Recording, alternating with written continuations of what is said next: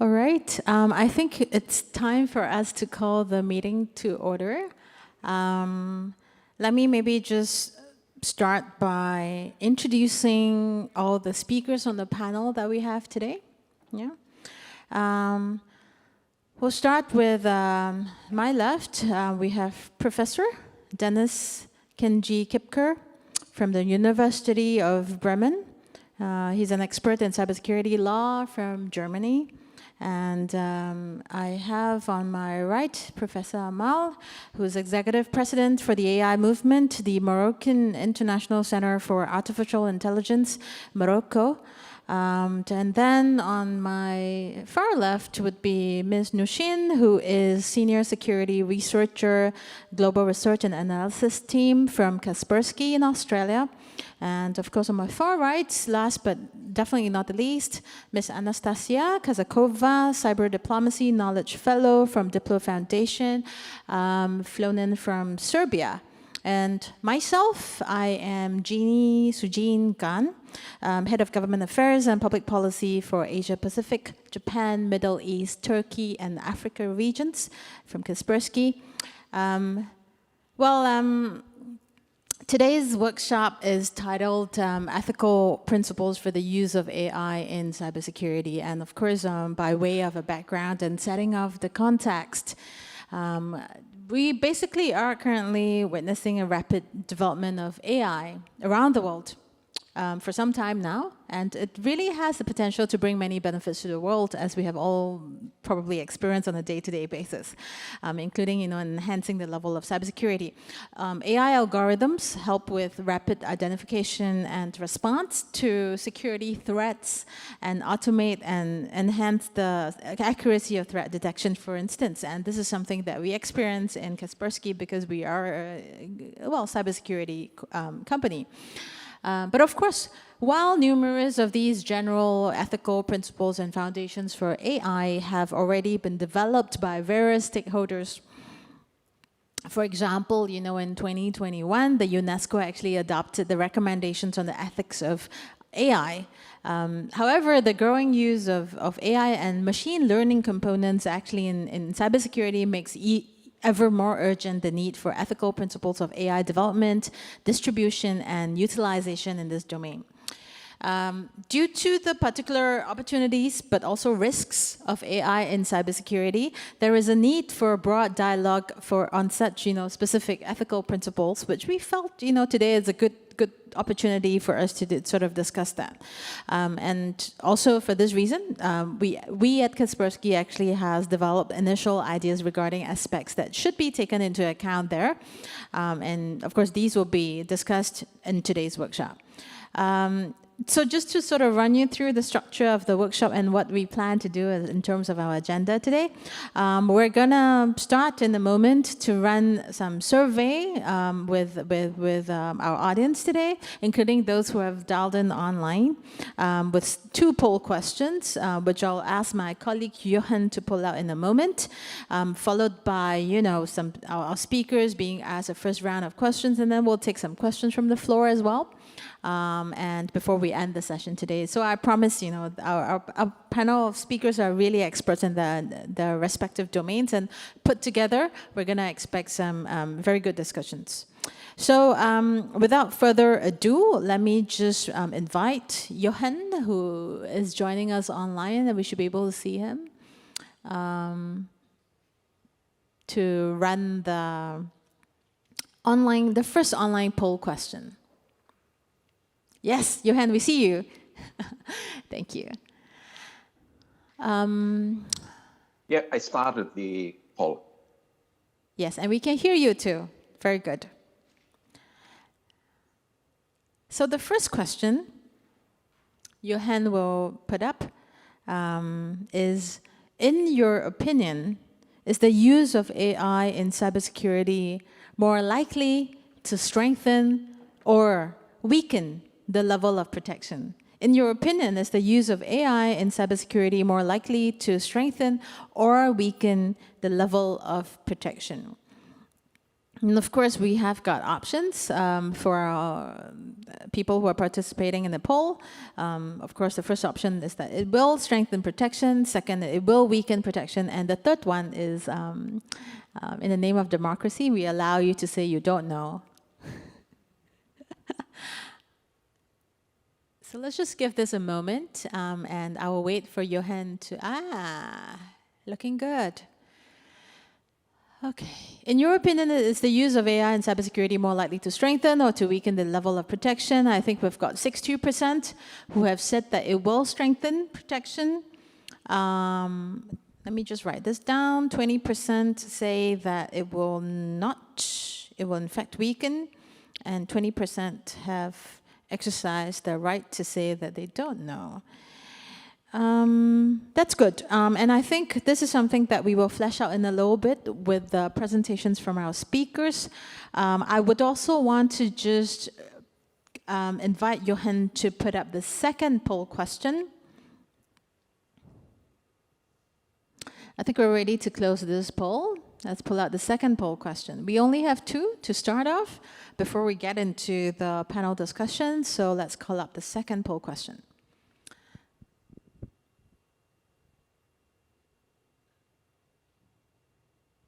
The second poll just question. Just a moment, there are some issues with the technique, but I will do so soon. Okay. Yeah, I will do so.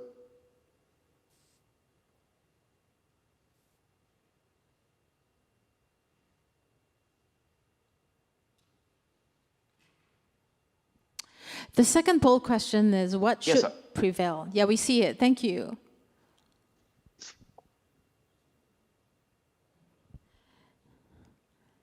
The second question is, what should prevail in AI regulation, specifically for cybersecurity?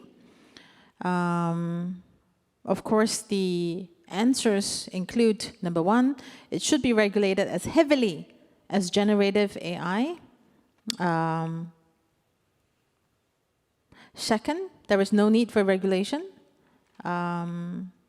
Voluntary adherence is best. Ethical principles would do just good. And of course, the third option would be existing cybersecurity regulation need to be updated to account for AI technologies. I'm not sure if the poll is working well with the online audience. Let's hear from Johan. It is working, yes. Fantastic, thank you.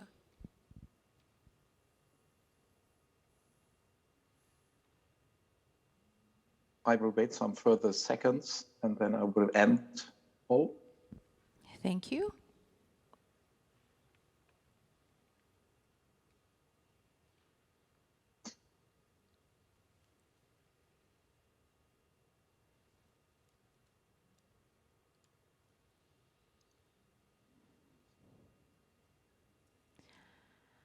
Interesting.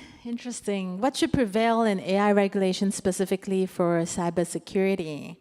Only a single choice was allowed, and I think we've got 38% of our audience saying that it should be regulated as heavily as generative AI. Nobody selected no need for regulation, so I think we have, well, at least some agreement there. And 63% are saying that existing cybersecurity regulation need to be updated. That's interesting. Let's just park that aside for a while. I think, thank you, Johan. We'll have you back with us later on in today's session.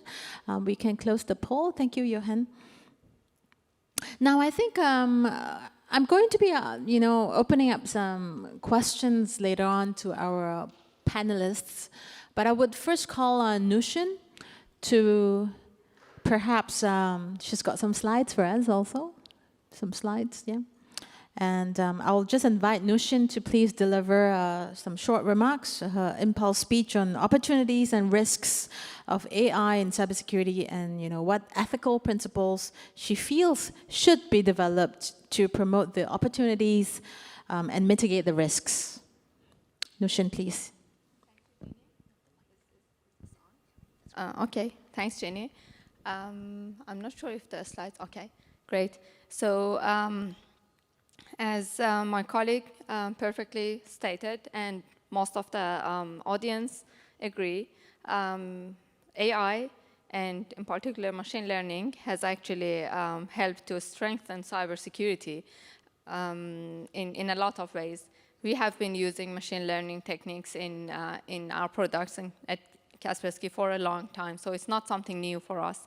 But as we have always had this concern about the ethical principles of using AI and machine learning in cybersecurity, we thought to use this opportunity to share a little bit about some of the basic principles that we believe that are important in in the use of AI in cybersecurity. And we want to have a discussion today and maybe develop these principles further.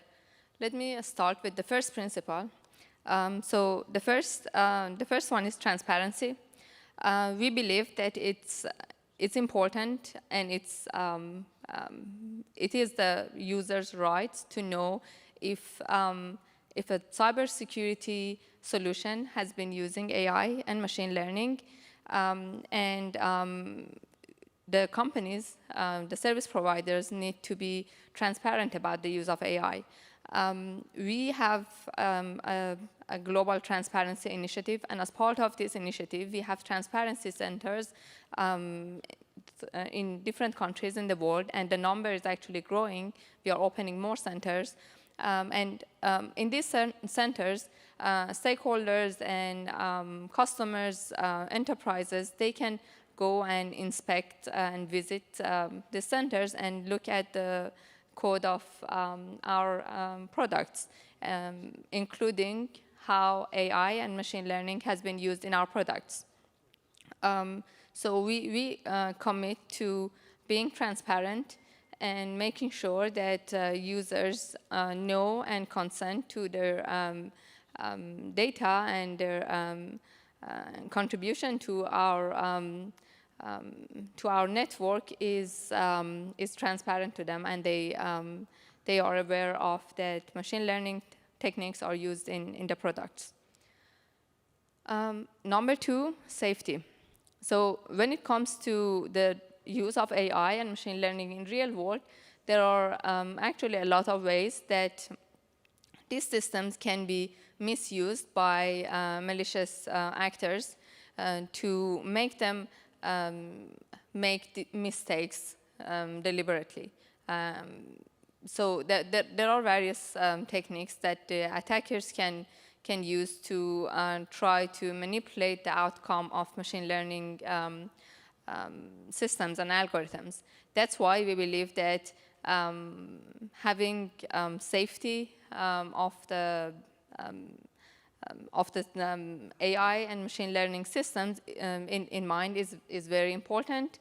And towards this principle, we have a lot of security measures in place, like auditing our systems with machine learning, with reducing the use of third-party data sets for the training for machine learning systems, and also a lot of other techniques, such as making sure that we favor the cloud-based machine learning algorithms to the ones that are actually stored and deployed on the user systems.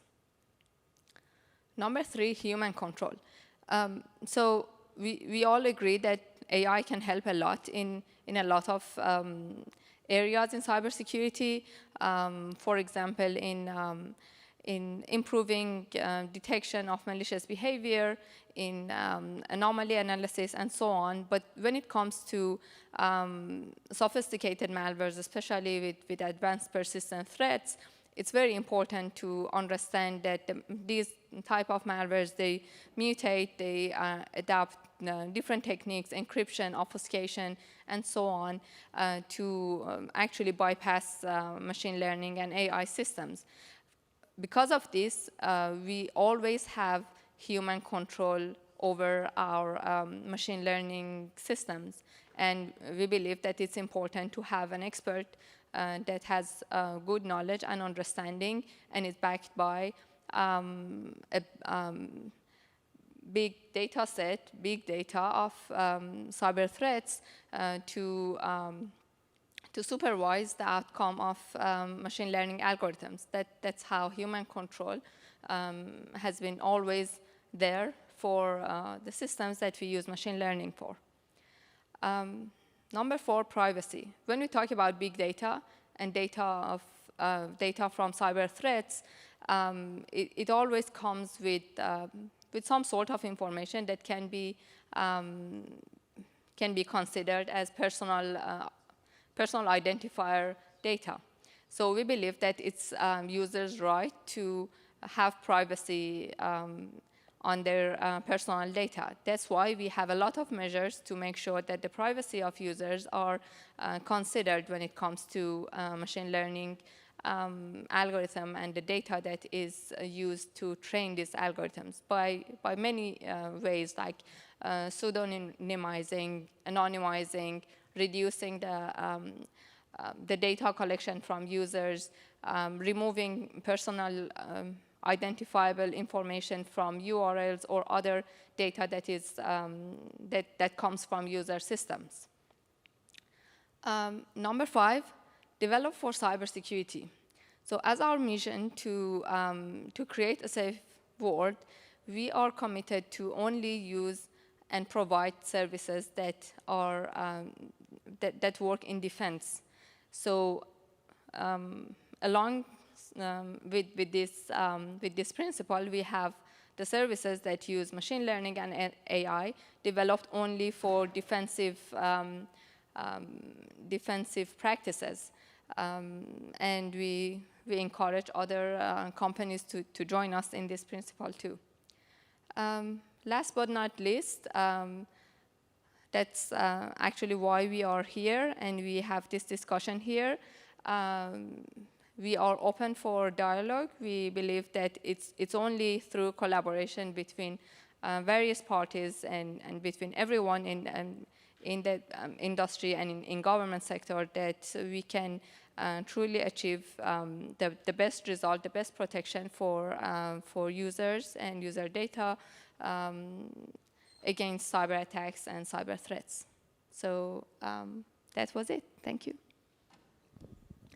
Thank you very much, Dushin. I think that sort of, I hope, sets the stage and sort of sets the tone to today's discussion, because we really are focusing, for those who've just joined us, we are focusing our workshop today, really discussing the ethical principles for the use of AI in cybersecurity. And also, I think I would just want to take this time to sort of hear from a more technical, scientific perspective from Amal on how can, the microphone maybe, I'm not sure again. Yeah. How can AI or machine learning techniques contribute to cybersecurity, and which issues can emerge while using AI techniques for cybersecurity, and how can we solve these issues? I think you also have some slides, if we can put up some slides. Yes, we see them. Hello, everybody. I am very happy to talk about AI in cybersecurity, and I think that there is a need of regulation, like most people voted earlier. So my presentation will be very short, even if there are a lot of points, but mainly I would like to emphasize where AI can be used in cybersecurity, because the ethical problems comes from the way we will use AI in cybersecurity. So the context is that, as you all know, cybersecurity is a very huge problem for all software around. And in this presentation, as Jenny said, I will address some points related to how AI is included in cybersecurity systems. So, as you know, Kaspersky detects like 325,000 new malicious files every day, and this comes from a report FireEye in 2017. So I think today there are much more. The problem with classical methods for cybersecurity is that there is slow detections and also slow neutralizations. And what we expect from AI is to enhance and transform cybersecurity methods by providing predictive intelligence and long life cycle of the software. So the role of AI, more specifically in cybersecurity, is twofold. The first thing is that AI can automate common cybersecurity tasks like vulnerability management, threat detections, etc. And also, thanks to AI, we can identify threats in large data sets that have not been analyzed manually. So, as you can see, cybersecurity and AI is a national security priority by the NSF, NSTC, and NASA today. So what I want to present is that there are two kinds of AI. The first boxes in the left represent what we call a blue AI. And in the right, you have the red AI. The blue AI presents some opportunities for cybersecurity. For example, AI will help to create smart cybersecurity. For example, effective security controls, automatic vulnerability discovery, etc. And also, in the fourth point, by using AI, you can fight cyber criminals. For example, for fraud detections, analysis, intelligence encryption, fight against fake news, etc. And this is the good news for using AI in cybersecurity. But as you know, cybersecurity, these techniques or these AI systems are also vulnerable and raise a lot of challenges like robustness, vulnerability of algorithms, of AI algorithms, and also some misuses of AI. For example, by creating fake videos, AI-powered malware, smarter social engineering attacks, etc. So, AI for cybersecurity, I will go very fast, don't worry. AI in the domain of cybersecurity will help in all these steps, and this is the NIST CSF framework. How to identify, understand your assets and resources, protect by developing and implementing appropriate protection measures, detect by identifying the occurrence of a cybersecurity event, respond by taking action if cybersecurity event is detected, and finally restore activities that aim to maintain resilience plans. So this is the life cycle of cybersecurity, defensive cybersecurity, and AI can be used at all the stages of this life cycle. So I can say that the ethical issues of using AI in cybersecurity can be studied through these 5 steps. For example, if you identify your asset and you should be sure that your resources are resilient, are not vulnerable, to protect also and detect, etc. So how do we implement all this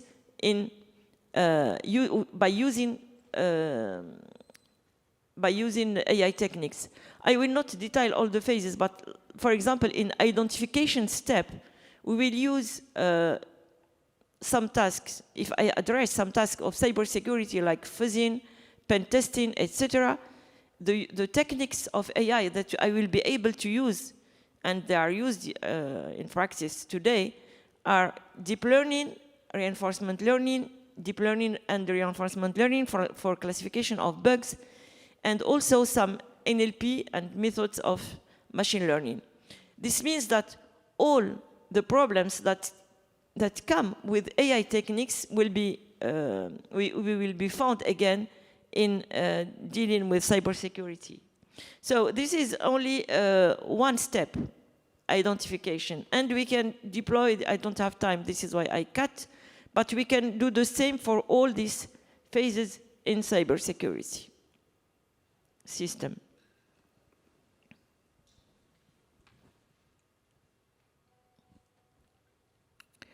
So now we can use also techniques from cybersecurity to securize or to make AI system more robust.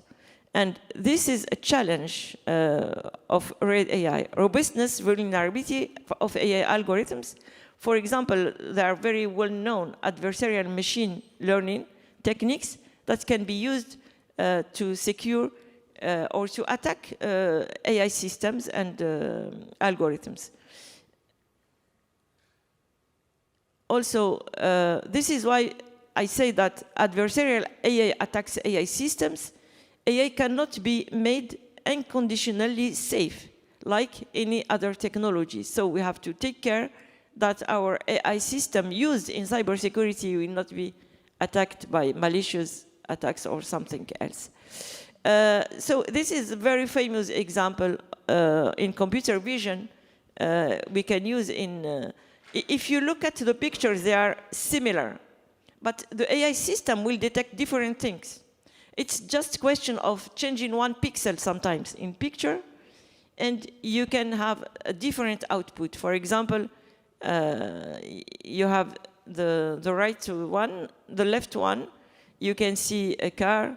This is correct, but in the left one you can see ostrich. The system will recognize, but people cannot, I mean, human being cannot see the difference. But machine learning algorithm will make the difference. Okay, so last thing is misuse of AI, for example, by creating fake videos. They are very famous today. And AI-powered malware, smarter social engineering attacks, and so on. And I will end with this.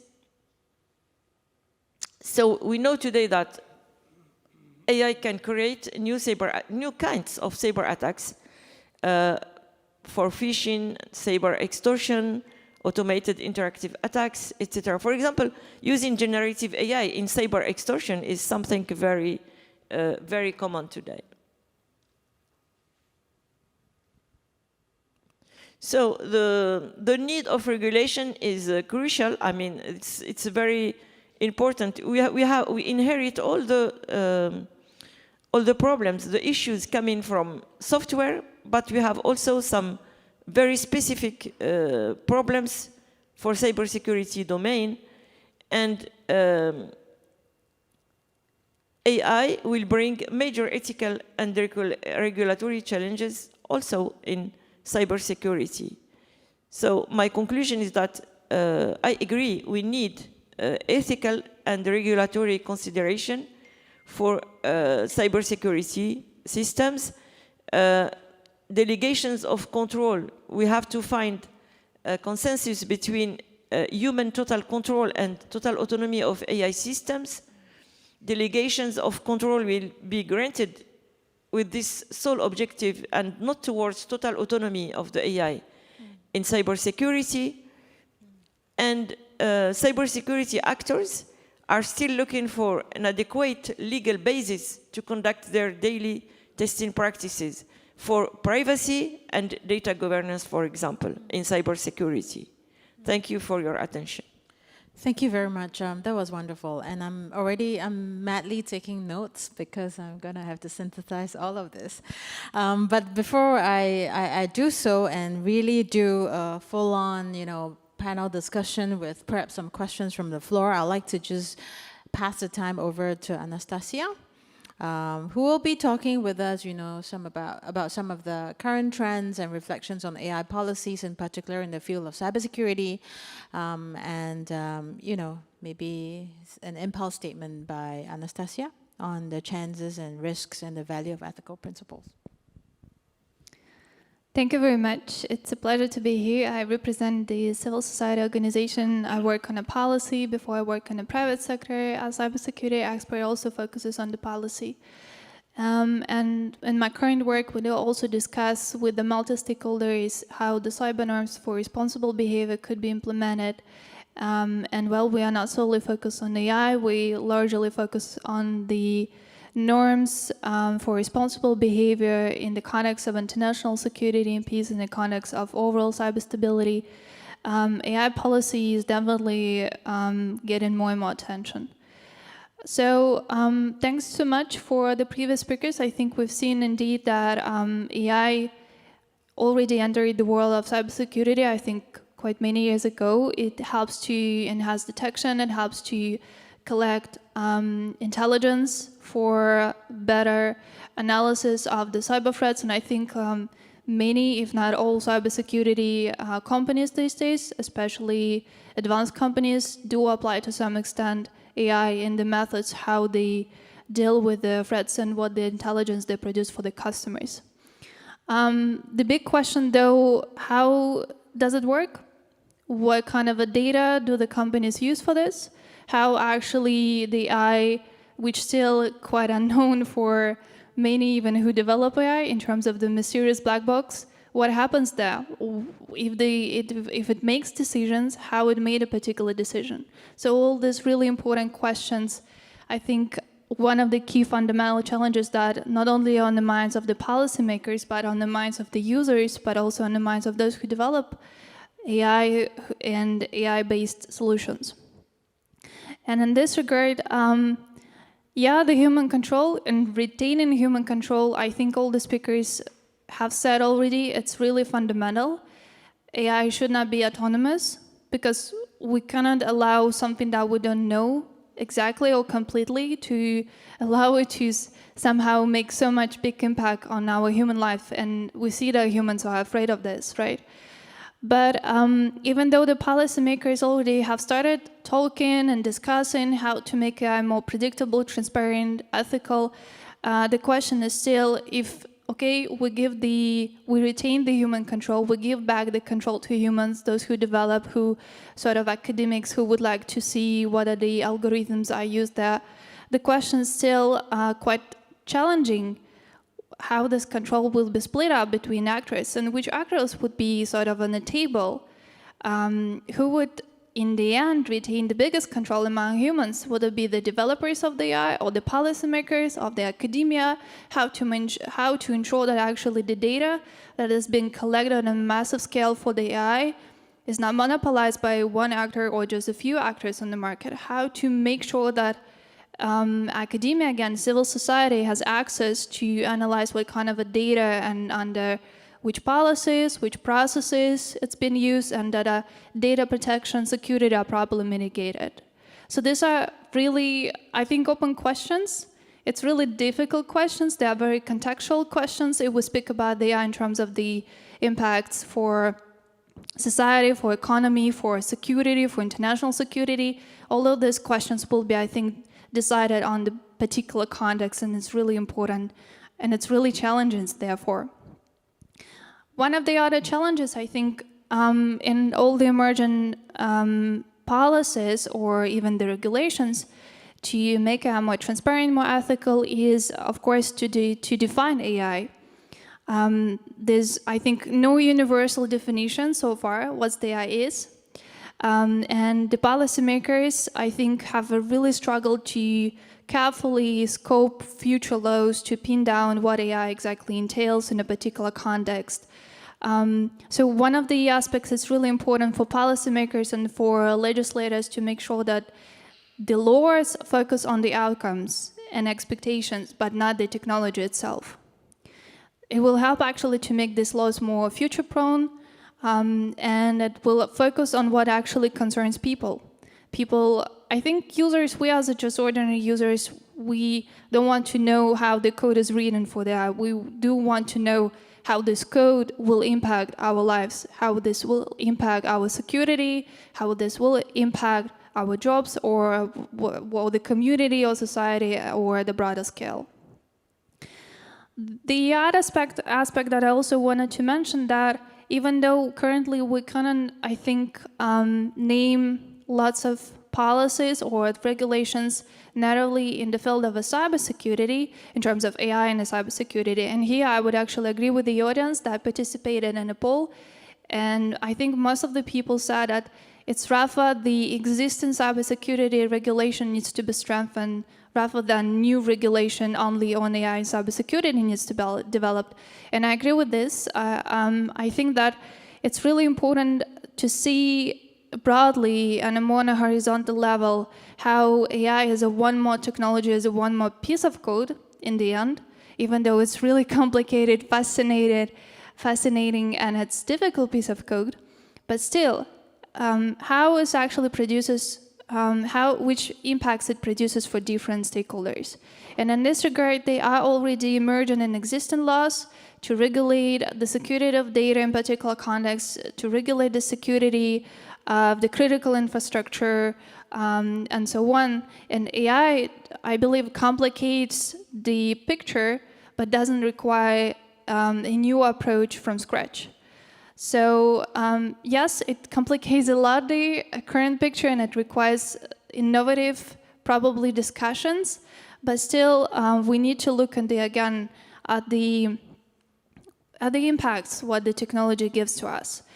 I also wanted to say that we do see the emergent discussions in terms of the impacts on the international security and peace, likely within the UN and within the regional fora, but still they're not that extensive as they should be. The problem is that still, I think the international community and those who engaged in these discussions, including diplomats, still lack substantial evidence how many advanced AI tools, if they exist, can be used for both defense and offensive purposes. The knowledge is very limited. There's a lot of secrecy about this. It's the knowledge that is not accessible to a broad public, or to even a limited group of the academics, unfortunately. So there are at the same time growing interest and calls of the international community to produce the rules of the road, how to regulate AI in terms of cybersecurity, especially where AI can be used in the military context on the battlefield, and I think it's really important.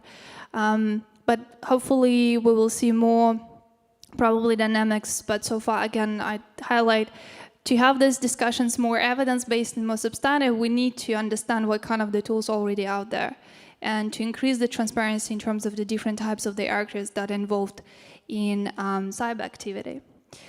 And I would probably conclude to this question saying that overall, speaking of the regulations, I think it's already evident that the large markets such as the EU, US, China, other countries probably will pass conflicting regulations concerning AI quite soon. I think we heard yesterday from the US diplomat that US is preparing the executive order on the artificial intelligence soon.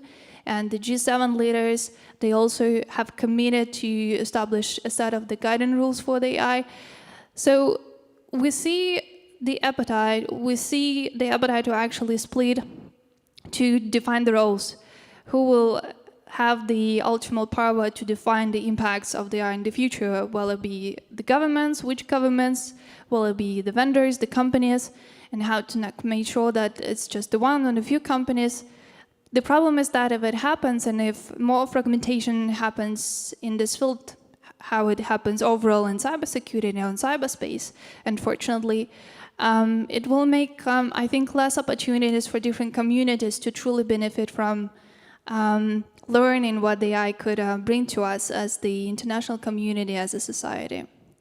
There are still beliefs, I think, and hopes that vendors or organizations or companies could take a lead and organize sort of the consortium and to make a self-voluntary approach, self-regulation approach to be more transparent. And what we just heard from Kaspersky, I think it's a good initiative. We hear more and more initiatives, especially companies extensively involved in AI, to be more active and saying that what kind of the data they use, how they process this data.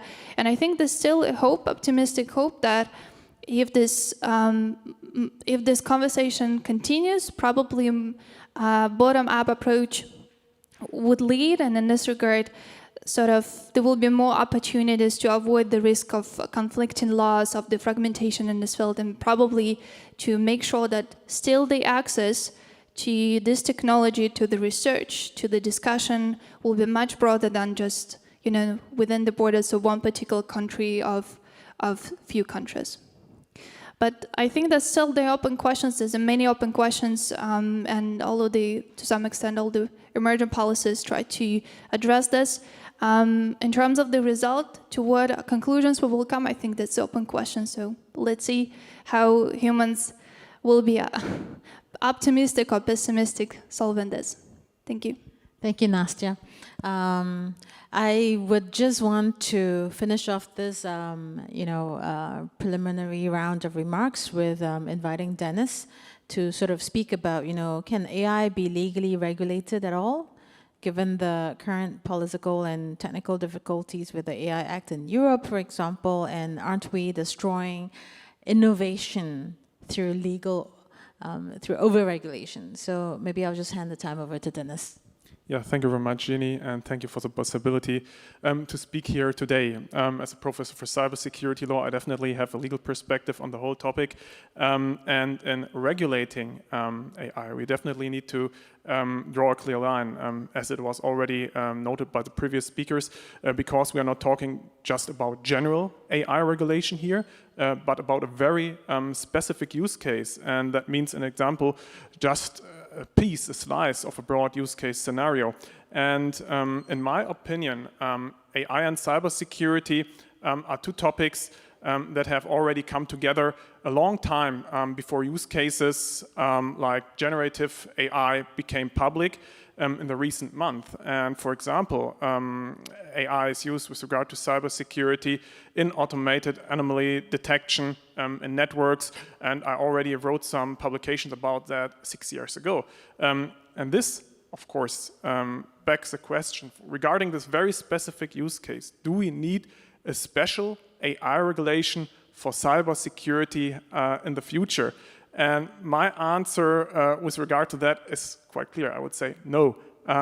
This might be interesting, but to justify this, in my opinion, we need to differentiate again, because there are three different use case scenarios that we will have to talk about and that we'll have to take a closer look onto. So the first one is AI is used to improve cybersecurity. The second one, AI is used to compromise cybersecurity. And the third one, AI in general is being developed. And the first two scenarios are, from a legal perspective, quite easy to answer. So when AI is used to improve cybersecurity, it is technically one of several possible measures that can improve cyber resilience. For example, European lawmakers, who in my opinion currently lead the world in cybersecurity legislation, for example, with the new Network Information Security Directive that became effective in the beginning of this year, or for example, also the draft version of the Cyber Resilience Act. We have a lot of upcoming cybersecurity regulation, and the point is, regarding this cybersecurity specific legislation, the European lawmakers have so far avoided exclusively naming specific technologies to realize an appropriate level of cybersecurity, and have instead of that used the general term state-of-the-art of technology, which is a general guideline in many legal regulations of technology, such as cybersecurity as well. So it means, for example, private companies, public institutions that implement cybersecurity have to fulfill the state-of-the-art of technology to be compliant with the legal rules. And this, in my opinion, as a lawyer, is very fitting, because a law will never be able to conclusively map all the technologies that will be developed in the future that are needed, especially here for cybersecurity, in a casuistic sense, due to all the rapid technological development that we have. And we have very fast development cycles, not currently, but also in the future. And this is also widely accepted, this opinion, by the scientific community. The second use case scenario that I would like to mention, so that means when cyber attackers use AI to compromise IT systems, this is also not a specific AI cybersecurity scenario, because again, as with defending against cyber attacks, attackers may well use different technologies to successfully attack IT systems as well. And these are typically criminal offenses, and in many countries, in various countries all over the world, we have also cyber criminal law. And these criminal offenses in the national cyber criminal legislations are being interpreted. And as a part of this legal interpretation, they already cover the use of AI as a means of attack, as a technical means of attack, without the need for explicit regulation. And now we come to the third point of this very short statement. The third aspect was that AI is not, so the third aspect is not directly related to cybersecurity, but to the development of AI. And we already heard some statements about development of AI, of how keeping AI secure when it is being developed. And of course, this is an important question that we also have to address from a legal perspective. But this development issue of AI cannot be considered a cybersecurity specific issue. So it requires a focus, and of course it must be ensured, for example, as Amal mentioned, that AI systems are not themselves compromised at this very important stage. And that's something that we've talked about in several panels during this conference. And this is also what the European AI Act, as a regulation that has also been mentioned already for several times, for example, seeks to achieve when it explicitly, in its draft version that was made public last year, stipulates that AI itself must be cyber secure. And therefore, developers of AI must provide safeguards to prevent, for example, manipulation of training data sets, or to prevent hostile input to manipulate an AI's response. And this is also something I guess Amal mentioned. But this, in my opinion, is just one facet of secure and safe AI development, and not really a use case for implementation of AI in cybersecurity.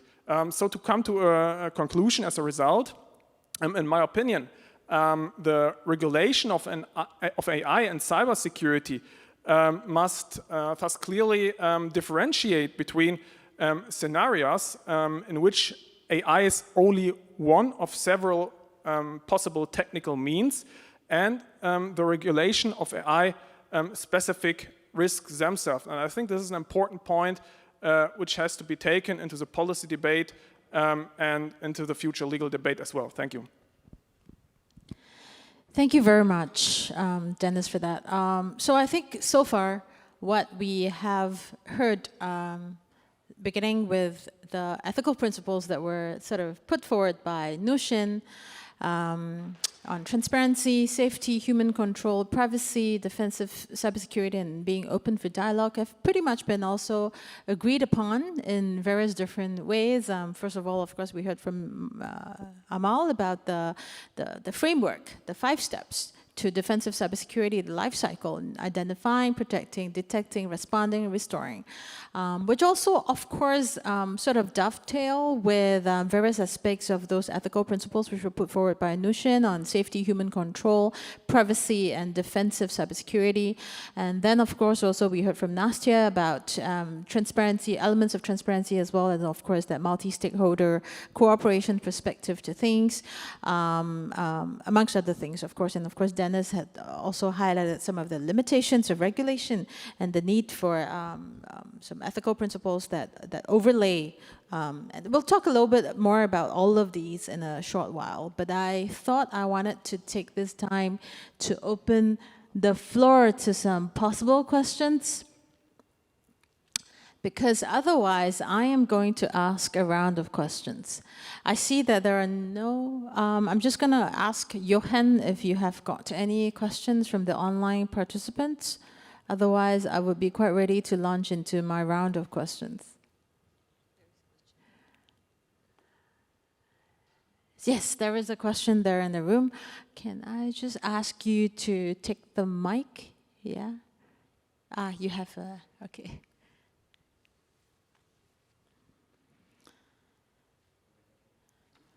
You have to turn on the mic, push the button up. Thank you. All right, thank you for the presentations as well. So the question from my side, although the ethical question is more philosophical approach for sure. When I look at the cybersecurity, because the adversary is going to use adversarial AI and they don't care about ethics.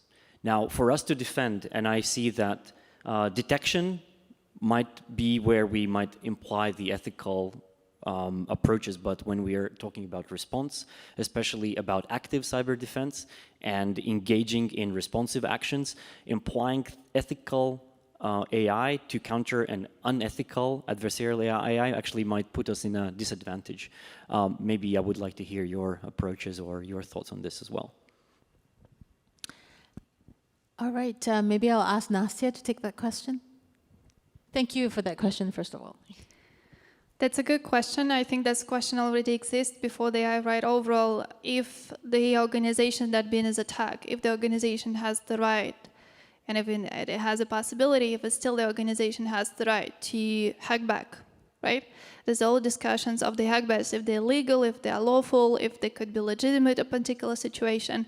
I think in most of the countries, the governments and industry came to the conclusion that organizations probably shouldn't have this right. So the law enforcement that have the mandate per law should step in, and actually if the organization asks for this help, so the law enforcement or other specialized agencies can investigate and then decide how to do, depending on which type of the actor the organization dealing with, whether it is a cyber espionage, if the APT, it's of course the matter of the international security, of the relations of the two or the more countries. It's really getting more critical, but if it's a sort of really advanced, complicated DDoS or a sort of deficient with the AI, right? So whether organization has this right, I think it will be really risky to go into this direction.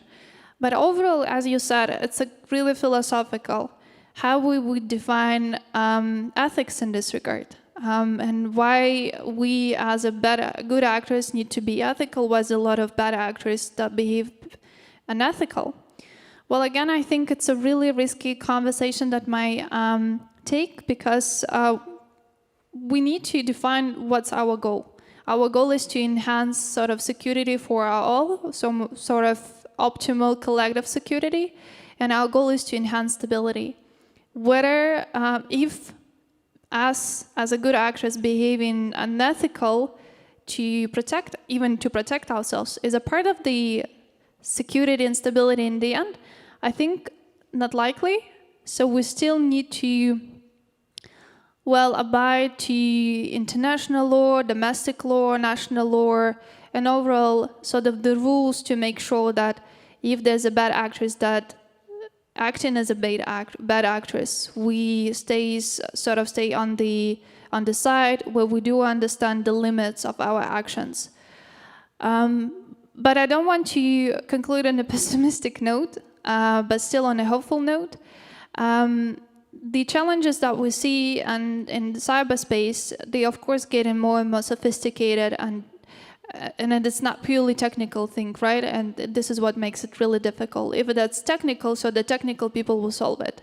The problem is with much more nuanced, sometimes policy solutions with the international security solutions.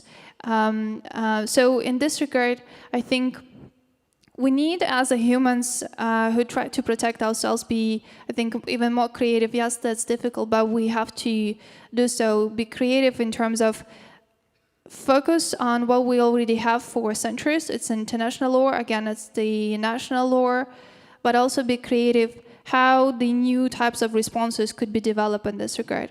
How we could enhance cooperation between communities, between vendors who could share the knowledge with the outputs of their research, or even the government, despite the current geopolitical situation. How could we increase our chances to develop those creative solutions to address the threats that are getting more and more complicated to us?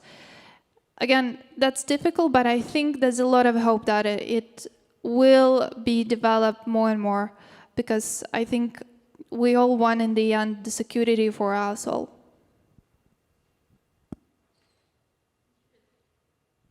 Thanks for that. I thought I'll also pay some attention to the questions from our online participants.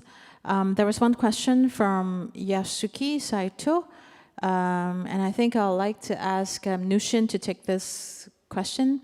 It says, what do you think of using LLM or ChatGPT to deceive human users and force their PCs to be infected by malwares? Is there any good way to avoid such things? Nushin? Okay, I guess we heard from Amal about this particular type of attack, like advanced social engineering enabled by AI, and this is a perfect example to use an AI system to make a more convincing social engineering, either a conversation or an email or a message that looks very benign and doesn't raise any suspicion. This is just one example of how AI can be misused by malicious actors. But I would say still with an advanced and sophisticated security solution, obviously having machine learning techniques implemented into that solution can also help to identify a spear phishing email or even a social engineering attack, but also apart from having an advanced solution to address and to protect users against such attacks, I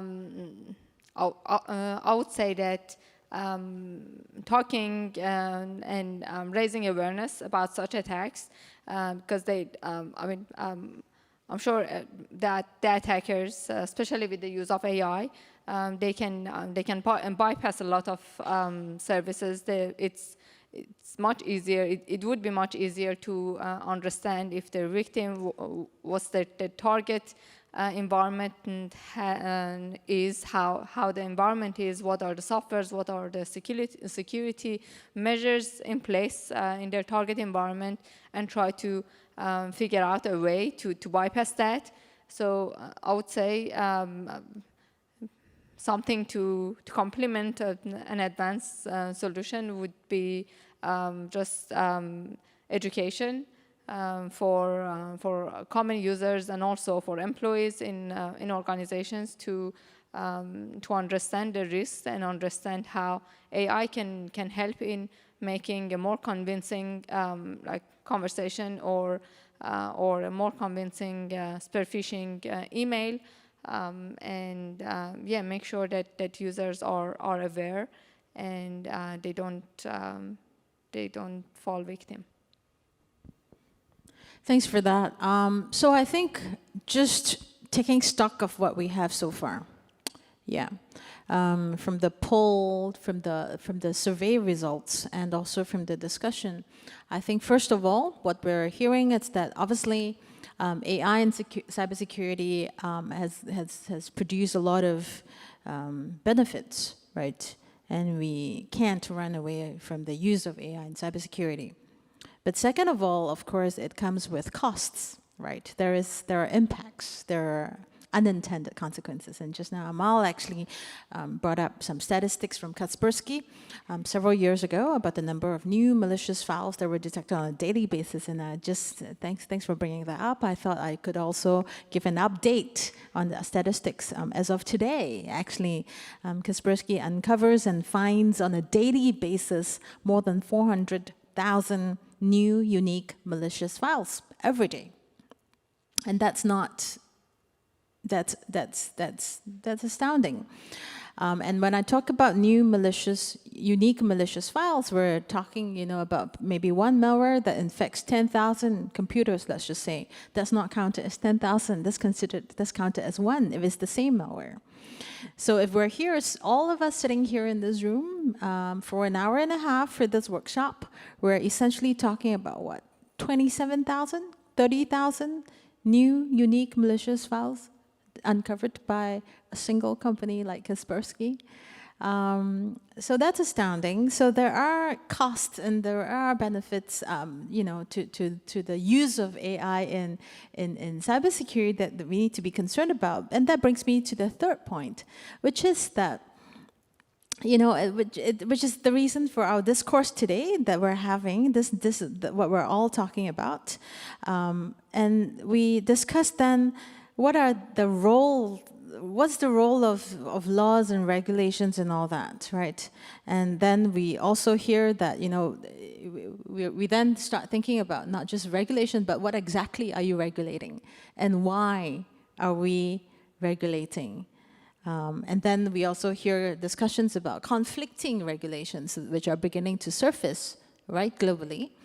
And so then what that brings us to would be that there are limitations to regulations. There are limitations to regulations. And as a lawyer, I'm saying this, that anything that is legal may also not be ethical.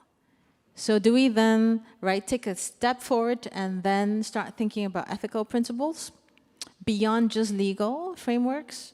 And that is, I think, where we are today. And I think we have a question from the floor. Sir, can I just ask that you take the mic and introduce yourself and give us a question? Thank you.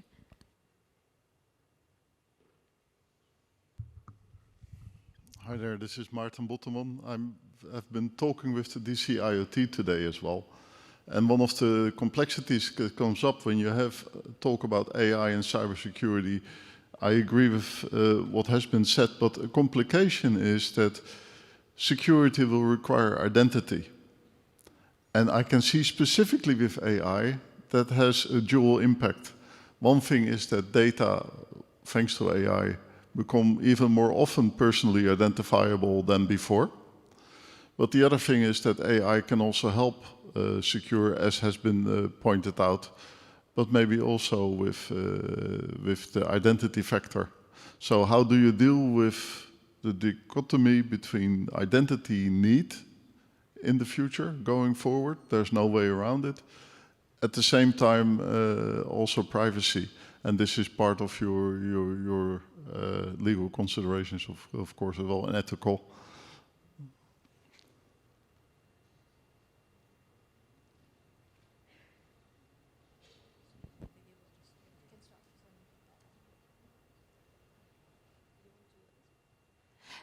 Okay. All right. I will leave Dennis to take this question. Yeah, of course. When developing AI, we have high impact privacy risks, and I think this is quite clear.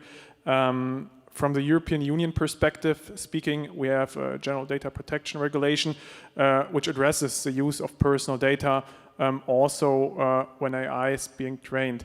But as I mentioned, when it comes to the possibilities and also the problems of AI regulation, I think in general, we need to move away from trying to regulate every conceivable scenario and risk. We have risk, definitely, but this is not a typical thing of AI. So this is a thing that addresses the whole technology sector. And on one hand, full technology regulation will, in my opinion, never be possible. And on the other hand, administrative practices also raise the question, for example, of who should control and implement all these laws, because you will need a lot of resources, and we see it with regard to data privacy authorities. I think not only in the European Union, but all over the world, that they have problems, that they are struggling in implementation of laws. There are always companies that are not compliant, and this is, of course, a question that is not AI specific. Legally, it has long been proven that what matters is not the severity of sanctions after a certain kind of violation, but the likelihood of detection of a violation. And I think this is where we need to work. So what this means, in my opinion, for AI in the wake of the current hype that we've seen since the beginning of this year, that we should not fall into a mindless, in my opinion, mindless regulatory debate that possibly ends up even delaying or even torpedoing the really necessary regulation. So we need definitely a core regulation, but we have to distinguish between things that are necessary and that are not necessary for the first start. And in my opinion, the European AI Act, and of course its draft version with its different risk classes, is a good first approach for the time being. Even, of course, it needs to be revised again because we have seen this year that there have been some new upcoming risks. And since AI is also mainly not developed by states, but currently in the hands of just a few big tech players, mostly coming from the US, the cooperation between the state and the industry actors really needs to improve. And this is where we need to work on as well. So self-regulation by industry is, in my opinion, alone not enough. We need a system of transparency. We need more cooperation that needs to be established on a permanent legal basis. And when we talk about ethical principles, and this is also part of this session, I think ethical principles can help, of course, but the authorities for supervision of AI, they must be stronger. So that means they need more financial resources. They will need more personnel resources in the future so that we can tackle all these problems. Thank you. I think I'll ask Professor Amal to also add on, and then Nastya can do so as well. Thank you.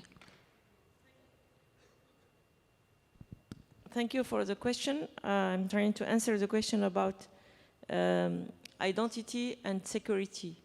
And I think, in fact, when we talk about security, we are naturally interested in the identity of the person we try to secure, for example. But there are some initiatives around the world where we can, the purpose is to try to make a difference between identifier and identity of person. And this is very interesting because you can rely on trust third party to certify that, for example, that person is associated to that identifier. So we don't have access to the identity of the whole identity of the person. And another very nice initiative is to avoid to have unique identifier of a person. This allows to not have access to 360 degree of the person itself. So it's sectorial identifier that is associated with the same identity, which is associated through a third-party trust to some person. And you add all these layers to avoid the direct access to a person with all data of the person, because anonymity of data is not enough today.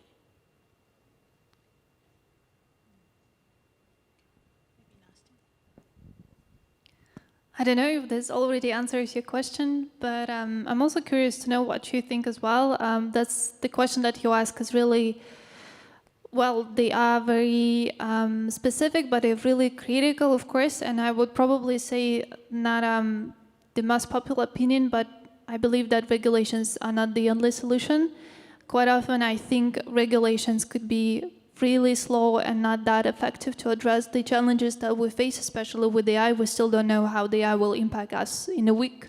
It's really rapidly developing.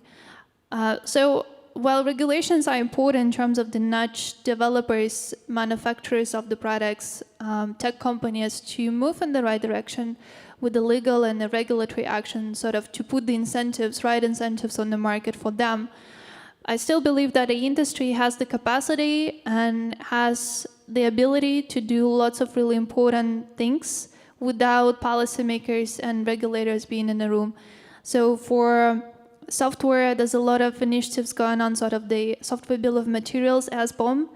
The idea is to increase transparency of the composition of the software that you're using. Sort of if you take a cake, you need to know what kind of the ingredients there to make sure that it will not make any harm to you given your dietary specifics. So the same logic applies to software. Even if you're the bigger company, you need to have a detailed documentation, updated, automated documentation that could be actually machine readable to understand what types of the core components there, how could you use, and if there's a vulnerability, you could easier to find the core component could be exploited. So I think the same logic could be applied to those who develop AI-based solutions. Increase transparency of the components that you use. Increase also the data documentation, document what type of the data sources, collection methods, processing techniques that you apply. Yes, it probably will be useful only to the most advanced customers and the large corporations, but these companies also do have their own users, and I think that will have indirect positive security effect for us all. So hopefully it takes time, but I think it's might be more agile rather than wait extensive regulation to be passed on. Thank you for that, Nastya. And I think your point about the software bill of materials is really something that resonates with me because, that's also something that, at Kaspersky we practice for our software. I think it is important to know the ingredients to the cake that you're about to eat. I think Professor Amal wants to add on something, and perhaps you want to also give a response later on. Yeah, Professor Amal, maybe just go ahead first. Yeah. Because we are talking about ethics from the beginning, and we don't specify what do we mean with ethics. And I think ethics is not limited to data protection, but also we have to consider dignity, to protect human rights. For example, when you detect some malicious attack, for example, you should be careful with the origin of that attack, fairness, privacy, and also informed consent. And my point is what do we mean by informed consent? When people give some data, some information, interact with the system, like for example in generative AI systems, people are not aware of the consequences of the tool they use. And they give consent, they think that they are informed, but in fact, they are not informed because most of people are very far from technology, and most of them have no idea on cyber systems. So what do we mean by informed consent? How do we protect dignity in these situations?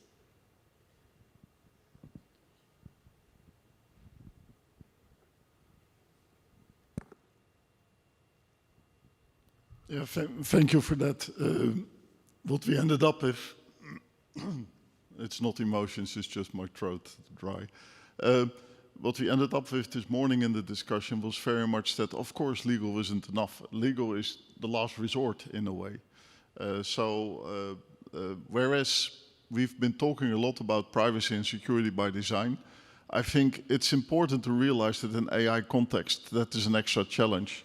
But it's a challenge we're also facing. For instance, thank you to the reference to the European Union's AI Act. But we're also aware that, of course, the Algorithmic Accountability Act is coming up in the USA. And you see that is ways where we may end up with AI not being just this magic, but something real and concrete where we can take responsibility for. I think that's an important element. So thank you for your answers. And it's just, we don't know all the answers yet. I very much realize that. But the old principles of security by design and privacy by design remain important. We realize we live in a world where in some countries identity is there to protect you, and some others it may make you victim. So thank you very much for your thoughts.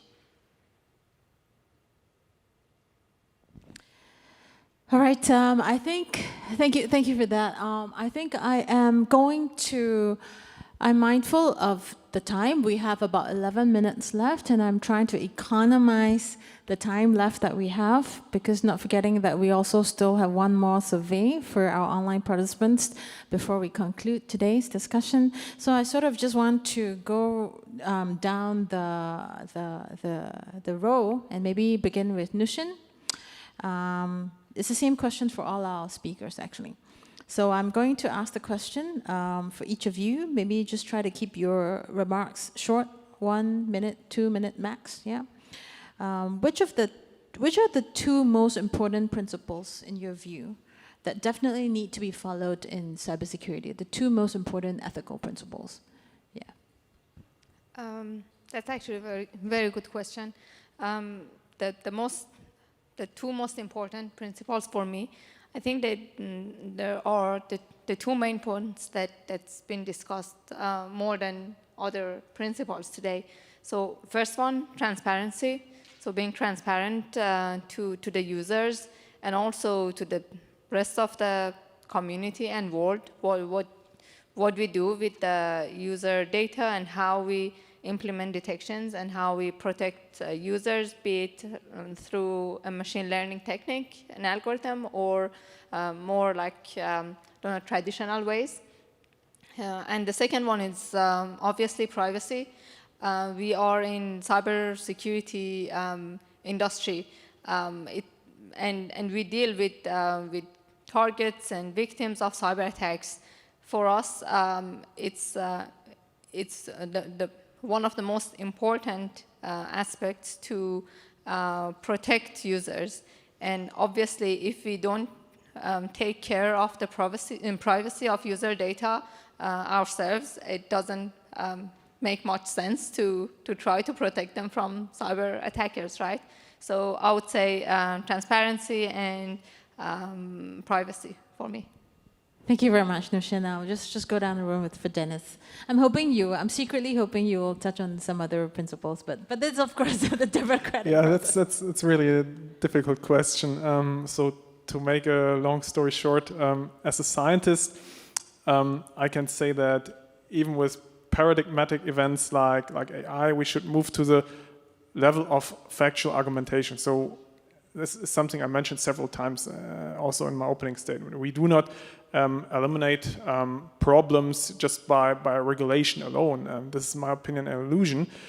Even if legislators and politicians might see it differently. And in cybersecurity, we need to clearly align ourselves with the three scenarios of AI that I have also been mentioning in my opening statement. And in terms of the principles, I find it very difficult to just say we have two principles that are relevant, because the use of AI, not only in cybersecurity but everywhere, has so many facets and different risks that we do not have approached yet. And I think one of the most important things is that we have human control about decisions, and this is something which is also clearly described, and this is also described with regard to the use of personal data, for example, or with regard to decisions of authorities, official decisions, or any kind of decisions of private companies that might have a negative impact on individuals, that these decisions cannot be made only based on AI. And in my opinion, the second important principle, I would say, is that safety comes first. We have to distinguish between security and safety. I think this cannot be done here in a few minutes, but when it comes to AI, we have a lot of use cases for the use of AI, and that means that security is connected very strongly with safety, and we should take a strong look onto all these safety issues, because when the AI is not developed securely, we cannot have safe solutions as a result of the AI. So in my opinion, these would be the two utmost important principles, putting on top of the principle of the one Nushin said. Thank you. That's great. Amal, would you like to give us your two most important principles in your view? If we are talking about principles of ethics, I think? Yes. Okay. Because we are talking about ethics like if it's stamps we put on product. And ethics is not that. Ethics is continuous debate and discussion about how things will go ahead. So from my opinion, the first thing we have to take care of is how to preserve dignity and human rights in all these systems. And the second is to work to reach informed consent with population that use these systems. And this means that we have to be very didactical, to explain things, for example, we have talked about accountability is something, those are tools. Accountability, privacy, data protection, all these are tools towards principles of ethics. Thank you.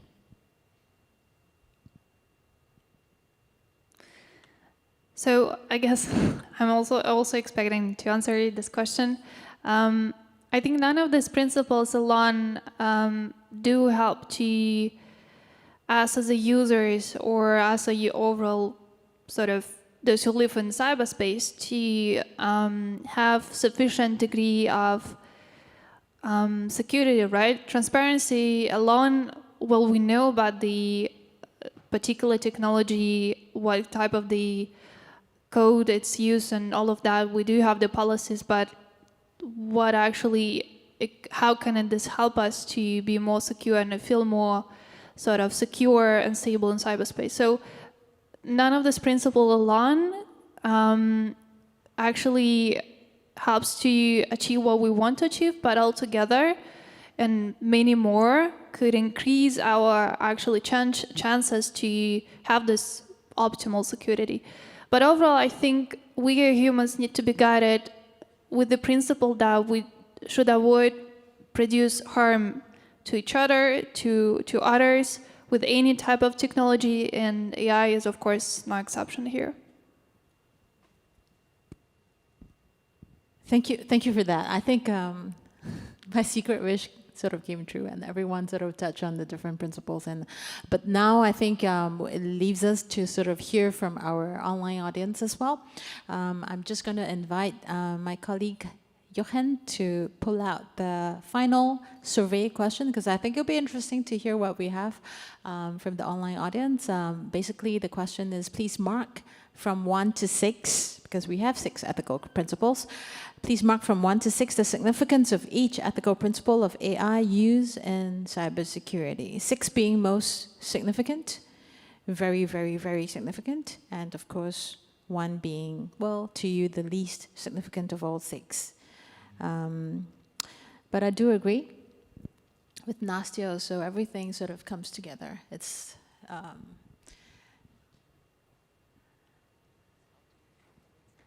yeah, depends on how you formulate the principles. Amal is whispering into my ear.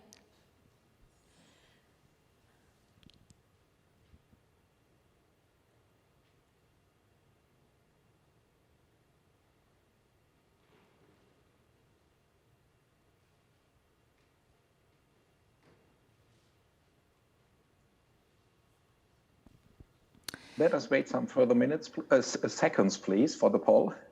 Okay.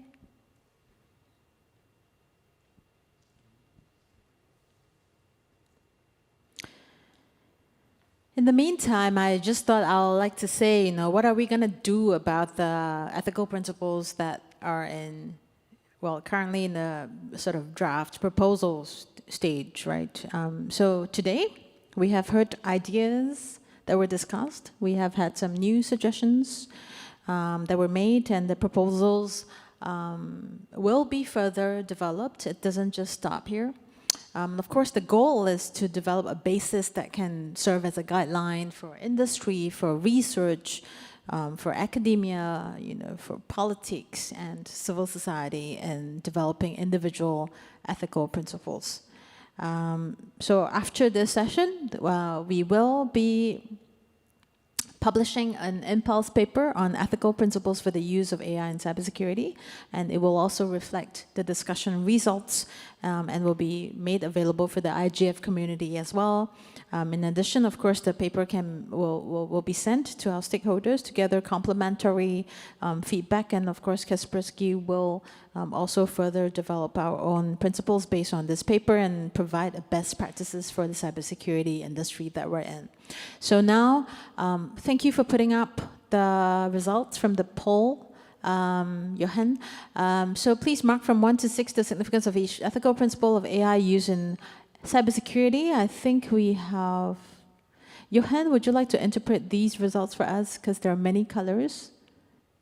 Yes, there are many colors, and it reflects that all of the 6 principles are important. So there is no priority. All of them are mentioned by the different attendees, and it makes clear that what you said, Nushin, and also Dennis, and Amal, and Nastya, it is very important to take into account all that different principles and to start a further multi-stakeholder discussion on that. So that's the result of the poll. Thank you very much for that. I think we can close the poll, and I will just take 1 minute to sort of wrap up. I think the key takeaways really are that the ethical principles all sort of come together as one and complement one another, and they need to be further developed beyond today's discussion. And of course, like Amal had said, you know, it really depends on how you frame it also, and that is something that we need to further develop. So when it comes to transparency, safety, human control, privacy, you know, defensive cybersecurity, and being open for dialogue, these are by far, I think, equally important principles that even our online audience have also agreed. And I think the call, well, it remains for me to state then that, you know, the call for action would be that we need further international multi-stakeholder discussion on these ethical principles that we have developed and sort of designed. They're not exactly rocket science, but I think it's about collating all of them into one document that is coherent and makes sense for everyone. And of course, because we are, you know, a player in the cybersecurity field, then we're of course particularly interested in developing such ethical principles for AI in cybersecurity. So I just want to take this time to thank all of our audience today and people who have asked questions as well. I hope, you know, it has also furthered this discourse, and also to thank all of our speakers, starting from Nastya, Amal, Dennis, and of course Nushin, and myself. I'm Jeannie from Kaspersky, signing off here. Thank you very much, and I hope you have a successful rest of your time in IGF.